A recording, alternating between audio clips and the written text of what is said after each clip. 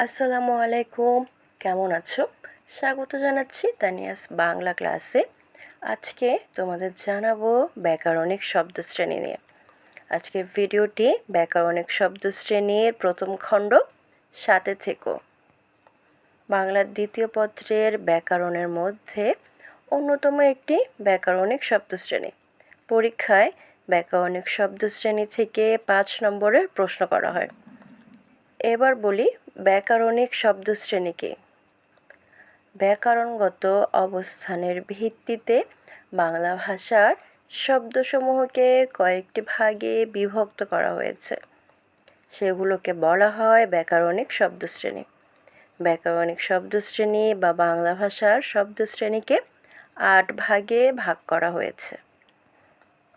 সেগুলো হচ্ছে বিশেষ্য, সর্বনাম, বিশেষণ, ক্রিয়া, ক্রিয়া বিশেষণ, যোজক, অনুসর্গ, আবেগ শব্দ। শুরু করছি বিশেষ্য দিয়ে।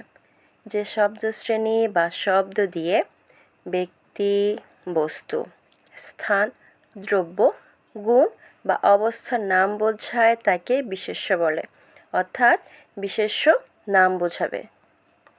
উদাহরণ: পহেলা বৈশাখ বাঙালির উৎসবের দিন। এখানে পহেলা বৈশাখ বিশেষ্য, কারণ বৈশাখের প্রথম দিনের নাম বোঝাচ্ছে। রবীন্দ্রনাথ তো আর দুজন হয় না। এখানে রবীন্দ্রনাথ বিশেষ্য, বিখ্যাত ব্যক্তির নাম বোঝাচ্ছে। বিপদ কখনো একা আসে না। এখানে বিপদ শব্দটি বিশেষ্য, খারাপ অবস্থার নাম বোঝাচ্ছে। বাংলাদেশ আমাদের মাতৃভূমি। এখানে বাংলাদেশ শব্দটি বিশেষ্য, একটি দেশের নাম। ময়না পাখি কথা বলতে পারে। এখানে ময়না শব্দটি বিশেষ্য, একটি পাখির নাম বোঝাচ্ছে।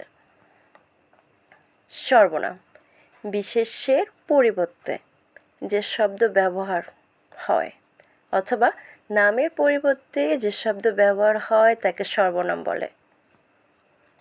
আমি, আমরা, তুমি, তোমরা, তুই, তারা, তোর, তোরা, তোদের, মোদের, আমাদের, তাদের, সবাই, সকলের, এ, এর, ও, ওর, ওকে, ইনি, উনি, এরা, এদের, এগুলো, ওদের, ওসব, ওগুলো, এটি, ওটি, সে, তিনি, তার, একজন, একটা কেউ, স্বয়ং, নিজ, নিজে, আপনা, অপরে, অন্য, অন্যে, যে, যারা, কি, কি, কারা, কিসে, কাকে, কাদের, এগুলো সবই হচ্ছে সর্বনাম। উদাহরণ দিলে তোমরা আরো ভালো বুঝতে পারবে। কাজী নজরুল ইসলাম বিদ্রোহী কবি, তিনি অগ্নিবীণা রচনা করেন। দ্বিতীয় বাক্যে কাজী নজরুল ইসলামের নামের পরিবর্তে তিনি শব্দটি ব্যবহার হয়েছে। এখানে তিনি শব্দটি হচ্ছে সর্বনাম, কারণ নামের পরিবর্তে ব্যবহার হয়েছে। আরও কয়েকটি উদাহরণ দেখি আমরা। সবাই রাঙামাটি যেতে চাইছে। এখানে সবাই শব্দটি সর্বনাম। মোদের গরব, মোদের আশা। এখানে মোদের শব্দটি সর্বনাম। সে নিজে অঙ্কটা করেছে। নিজে শব্দটি সর্বনাম, সেটিও কিন্তু সর্বনাম। তুমি যে আমার কবিতা। এখানে তুমি শব্দটি সর্বনাম। বিশেষণ যে শব্দশ্রেণী অন্য শব্দের অর্থকে বিশদ বা সীমিত করে শব্দটিকে বিশেষিত করে তা বিশেষণ, অর্থাৎ যে শব্দ দিয়ে অন্য শব্দের দোষ, গুণ, অবস্থা, বৈশিষ্ট্য প্রকাশ করা হয় সে শব্দ বিশেষণ। উদাহরণ: নীল আকাশ।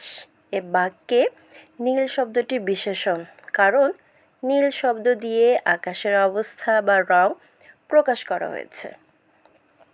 আমরা আরও কয়েকটি উদাহরণ দেখি। সাদা কাপড় পরলেই মন ভালো থাকে না। এখানে সাদা শব্দটি বিশেষণ, কাপড়ের রং বোঝাচ্ছে বা অবস্থা বোঝাচ্ছে। আমাদের ছোট গায়ে ছোট ছোট ঘর। এখানে ছোট ছোট শব্দটি বিশেষণ, ঘরের অবস্থা বোঝাচ্ছে।